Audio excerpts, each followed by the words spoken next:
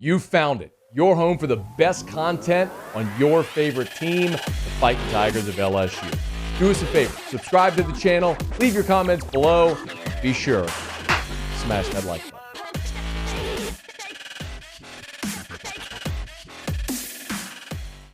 But there's a lot of chatter around Bill O'Brien and LSU.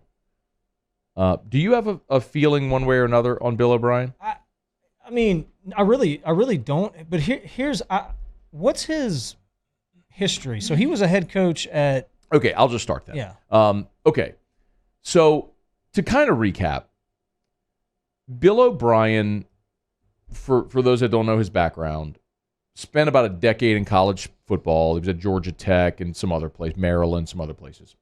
He went to the New England Patriots in 2007. He was there for 4 seasons, working under Bill Belichick with Tom Brady. When the Joe Paterno scandal at Penn State happened and Paterno was out, Bill O'Brien got hired at Penn State. And if you remember, that was a total disaster. Not only did they get hit with a bowl ban, they couldn't compete for the Big Ten championship, they got hit with scholarship reductions, and players were allowed to leave. If players could transfer and not have to sit out, they were allowed to transfer anywhere they wanted because they were put on probation. Mm-hmm. So they were gutted. And, I mean, they were basically gutted and left for dead. And Bill O'Brien had 2 winning seasons as the head coach, and in 2012, he was the National Coach of the Year because of the job he did with that Penn State squad. So he had success, and that ultimately got him the head coaching job and the GM job with the Houston Texans. And, you know, the thing about the Texans and his time there, it's interesting because we're so close to Houston, and there's a lot of people affiliated with the Texans or work in Houston or Texans fans that recoil at the idea of Bill O'Brien because personality-wise, he was not a great fit there in Houston. As a GM, he was atrocious. He made some terrible trades, and it ended badly, and the Deshaun Watson thing is happening right now, and whatever. But he got the head coaching job in Houston in 2014. He was there from 2014 through, he was fired 4 games into the 2020 season. He won the division 4 times. His wins were 9-9-9, then they went 4-12. Then they went 11-5, 10-6. They started 0-4 and fired him. But he won the division 4 times, had 2 double-digit win seasons.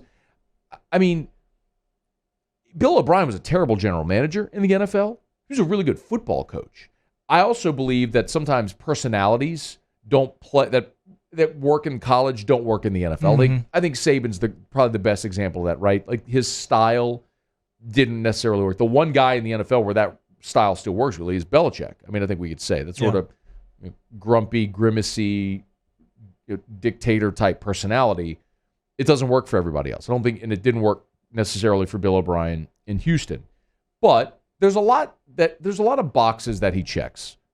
He's been an NFL head coach. He's been a major college head coach. He's worked under Belichick with Brady. He's worked under Nick Saban. He's at Saban's wayward house for coaches right now in Tuscaloosa, where we've seen Kiffin and so many others cycle through there to sort of resurrect their career.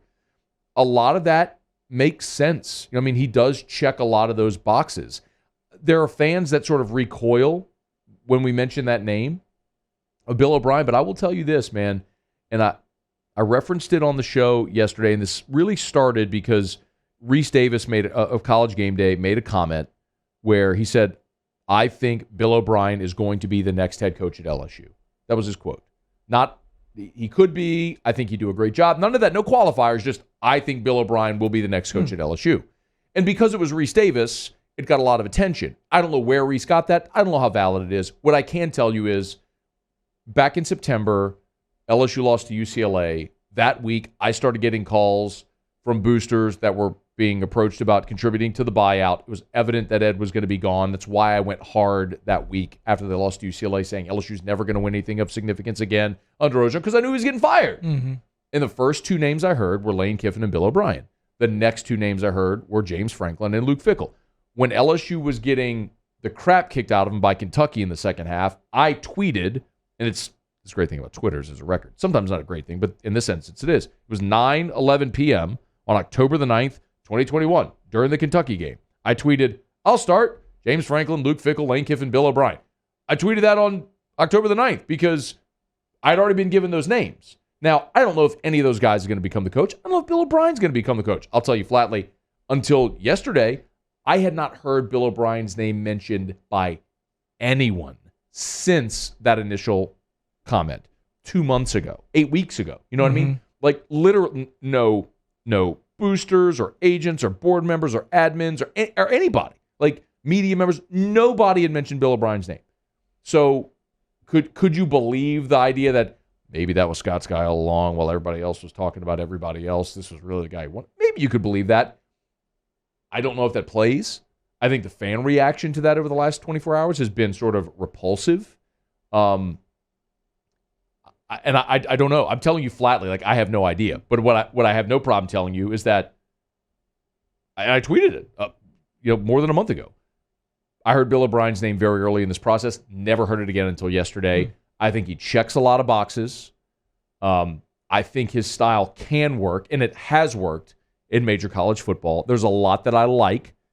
The concerns people have about his personality, I think, are legitimate as well. What are those? Well, the things that turned a lot of people off in Houston was that he's sort of rough and abrasive. Like, would that be endearing to fans and to boosters? I don't know. There were...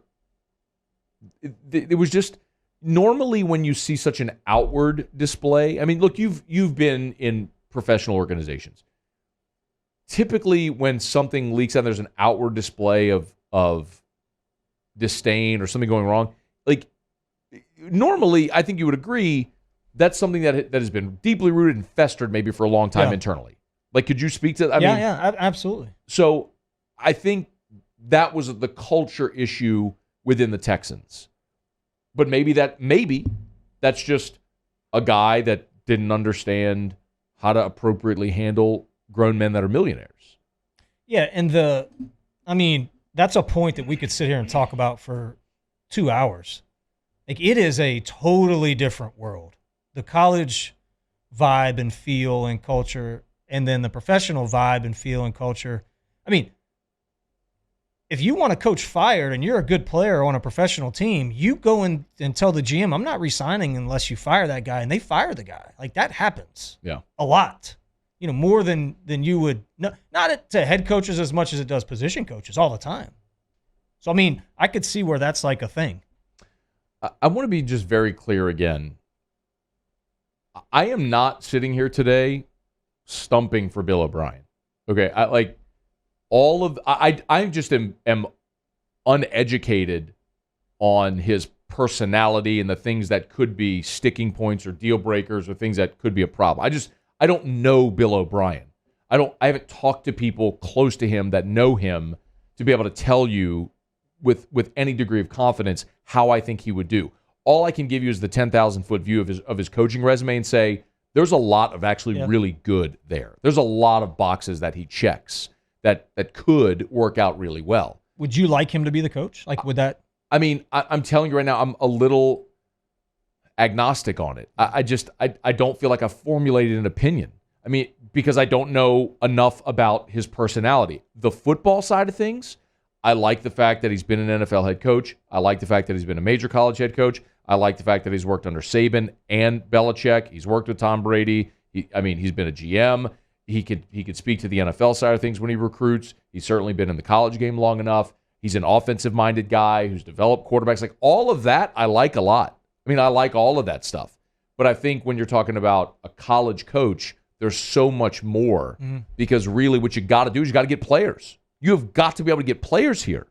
I mean, if you're taking the LSU job, you got to be able to roll up your sleeves and fight Georgia and Bama and A&M and all for the 5-star talents, because that's ultimately how you're going to win a championship. Sure. And I don't know if he can do that. I don't know if that's a part of his personality that would allow him to do that. Well, so there are some things that I stop and I go, I don't. There are other things I've heard from people who covered him in Houston about his personality that were very negative. I mean, I'm not going to put it out there because it's unconfirmed, it's unsubstantiated, and I don't know personally. What I would do in time if this progresses, I would get people on who've covered him or know him well to speak to that. But that's at least gives you pause to where if you're Scott Woodward, you better go vet that. Mm-hmm. You better make sure that this is the right personality you want as the figurehead of your program, because look at the mess you have right now with Ed. Look at all of the and I'm not saying it's the same, but look at all the off-the-field issues you have with Ed, which contributed a great deal to leading you to where you are right now with him being fired. And the on-field stuff, of course, is a part of it, but all the off-field stuff is what accelerated the firing. And because normally, I mean, you win a championship, you get a grace period, but all of the off-the-field stuff accelerated this. So we'll keep an eye on it. Again, there are people who are putting it out there. Matt Jones of Kentucky Sports Radio does stuff for ESPN. He's put Bill O'Brien's name out there as well. I mean, that's just one guy. I'm not saying. I mean, there's just a lot of smoke around it today, and how valid is it? I don't know, but I'll still maintain that whatever happens, LSU's going to play Texas A&M next Saturday, and by the middle of the following week, LSU's going to have a coach in place. They have to have. That's been the target all along, and they have to because of the early signing day. You've got to get a coach in place to finish off this class because 80% of high school recruits are going to sign a letter of intent in the middle of December. So I don't know who it is. I'm telling you flatly. People ask me, "What's your gut feeling?" I don't do gut feelings because I don't want you to hold me to something that I'm not confident in saying. But I think that list has very clearly been pared down, and I tend to believe that when you hear smoke, there's some validity to it from some angle. You just said that list. So who else? What's the list? Kiffin? Is Kiffin still a guy that's... I've been told that for Scott Woodward, Kiffin is a no. I believe that he'll keep calling Jimbo. I don't think that's going to happen. I believe there's a possibility if OU loses again, they make the offer you can't refuse to Lincoln Riley. I think that's a very real possibility. As I said earlier this week, do not believe that offer has been made. And also, I believe no candidate has been interviewed in person yet. So anybody suggesting that's wrong. I believe someone like Bill O'Brien could be on the list. Mm-hmm. And then I believe Billy Napier has become a very real player in this as well. Do you get to a point where you consider a Matt Campbell, a Mark Stoops, some of the other names people mentioned? That's not things that... I mean, Matt Campbell is one I've heard as a possibility. But, ultimately Scott Woodward's got to decide. If you get past, let's say it's Lincoln Riley. Let's say it's Jimbo Lincoln, right? Let's say you get past those two. Well, how do you rank the rest? In what order do you go? Because this isn't going to be a thing that drags on where you have 15 public, issues of I'm not interested or whatever. It's just not. That's not going to go that way. That's just not how Scott works. So he'll have his guy and he'll have it in short order. We'll always find out who it is. Hey, thanks so much for watching. Please leave your comments. I love to interact, and be sure to hit the red subscribe button below.